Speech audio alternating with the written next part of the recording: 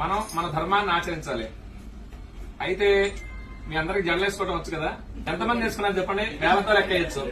పూజకు వచ్చేటప్పుడు కొంచెం పద్ధతిగా రావాలన్నమాట. పంచమాంగళ్యాలు ఉంటాయన్నమాట ఆడవారికి.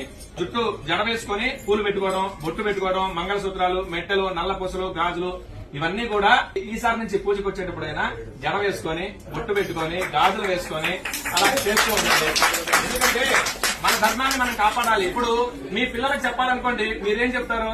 ఇప్పుడు చెప్పబోయేది ఏంటంటే, మీ పిల్లలకి ఇప్పటి నుంచే సంస్కృతి సాంప్రదాయాలు నేర్పండి. ఇప్పటి నుంచి నేర్పకపోతే తర్వాత వాళ్ళు అలవాటు పడరు. ఇప్పుడు నేను కొన్ని పూజలు చేయడానికి వెళ్ళినప్పుడు వీళ్ళు పెద్దవాళ్ళు ఇక్కడ పూజ చేస్తూ ఉంటారు, పిల్లలు బెడ్రూమ్ లోకి వెళ్ళి ఫోన్ నొక్కుంటున్నారు, టీవీ చూస్తూనే ఉంటారు.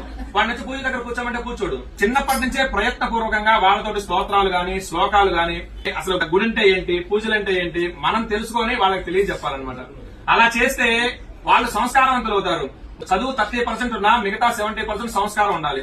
ఆ సంస్కారం వల్లనే చివరి దశలో వాళ్ళు మనం చూసుకోగలిగేది అనమాట. వృద్ధాశ్రమాలు ఎందుకు ఉంటున్నాయంటే పిల్లల్లో అవగాహన లేక, పెద్దవాళ్ళు చెప్పక.